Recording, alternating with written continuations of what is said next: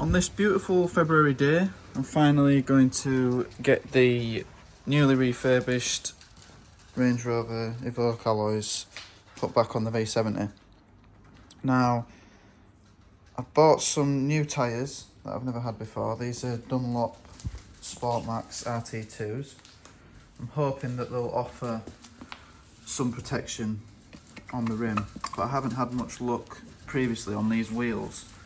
So these are Nankang NS20s and they're classed as having rim protection, but actually they barely protrude the alloy. So I fancied a little change and I've had the alloys sprayed Lamborghini Matt Imola Bronze. So it's just a little bit off dark grey, and I'm hoping that it will complement the car nicely.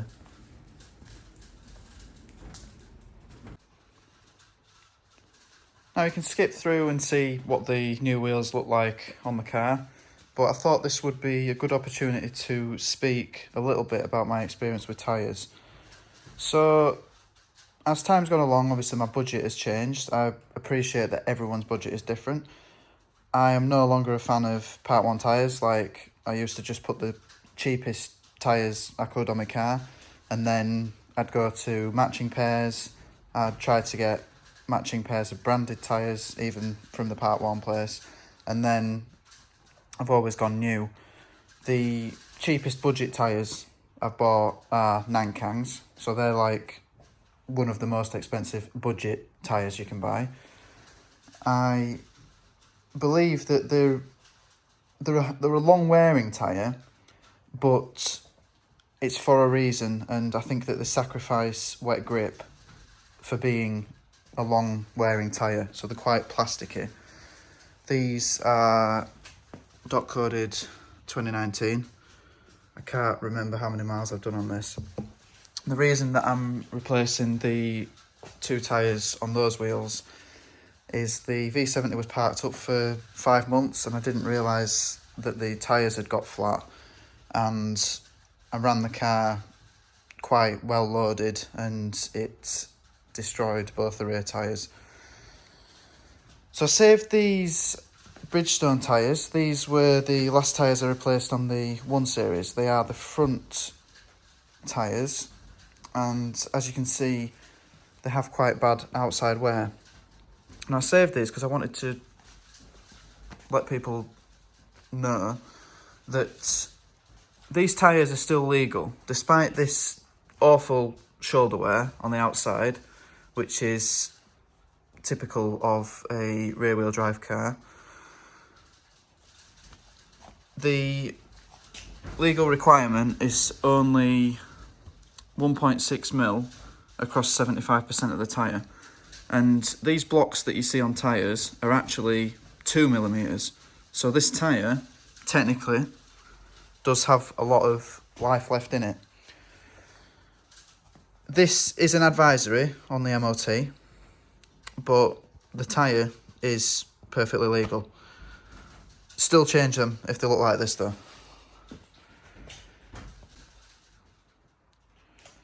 From what I can gather, because I haven't had the 1 Series all the last 36,000 miles, these are a 2016 dot coded tyre, and as far as I know they've done well over 30,000 miles.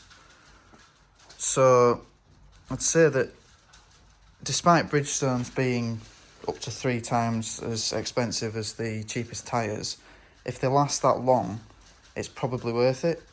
And also interesting is these are run flats, and until I bought some run flat tyres I didn't know how they work, and all it is the sidewalls are reinforced, so they're absolutely solid, and I'll show you the difference between the Bridgestones and the new Dunlops that I've got. So this is the brand new Dunlop tyre. As you can see, it's got quite a amount of flex in it.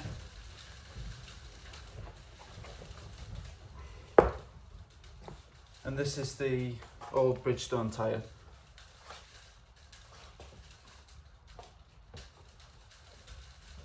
So the side walls of the tyre are what your car would be running on if you did get a flat.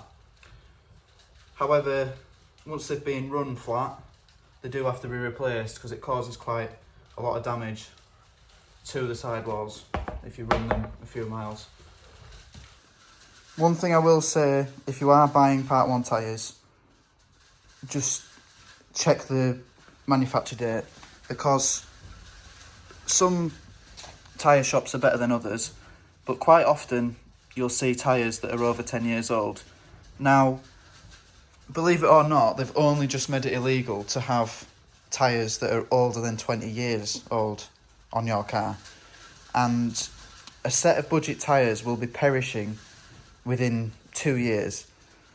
Decent quality tyres, like these Bridgestones, they don't perish. These are 5 years old. They take considerably longer to perish.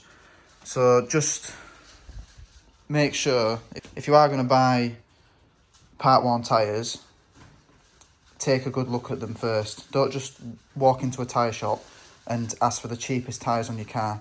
It's worth checking, and if your budget can stretch, get new tyres, and if your budget can stretch a little bit more, get decent quality tyres. They are incredibly important, and they've got more important to me over the years, and that's why I spend a lot more than I used to. I'm going to put the new Dunlops on the front of the car. I have ran Goodyear Eagle F1s on the front of the V70 before, and they did not last long at all. These Nankangs do last a hell of a long time because they're less grippy. So I think that the amount of extra grip that the Goodyears offered completely sacrificed the mileage achievable out of the tyre. Got the wheels back with the Dunlops fitted, and I'm happy enough that there is quite an amount of protection on the wheel. Get quite a good lip. A lot more than the Nankang, which doesn't really protrude at all. Now, some of this is down to my tyre specification. So these are 235s, so they have a slight stretch, but I'm pleased to say that the Dunlops are a little bit better. So I might try some Bridgestones when the Nankangs need replacing. So I'll get the new wheels fitted. This is the protection that the Bridgestones are offering on a correctly sized wheel.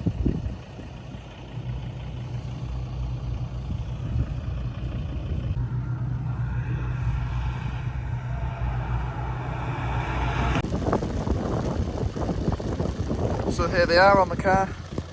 It took me a couple of days longer because the tyre garages were busy when I wanted to get them fitted, and now the weather's even worse.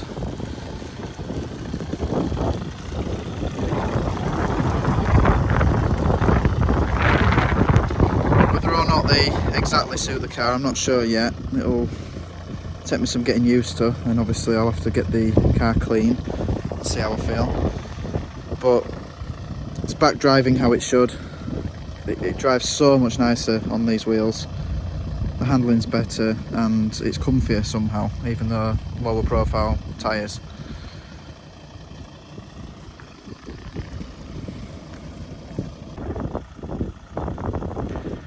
Thanks for listening to me ramble. I'll be getting on with some more important jobs on the car. I'd love to sort out the handbrake, which is utterly useless, and I'll be doing all 5 of the engine mounts. So I hope to see you in that one.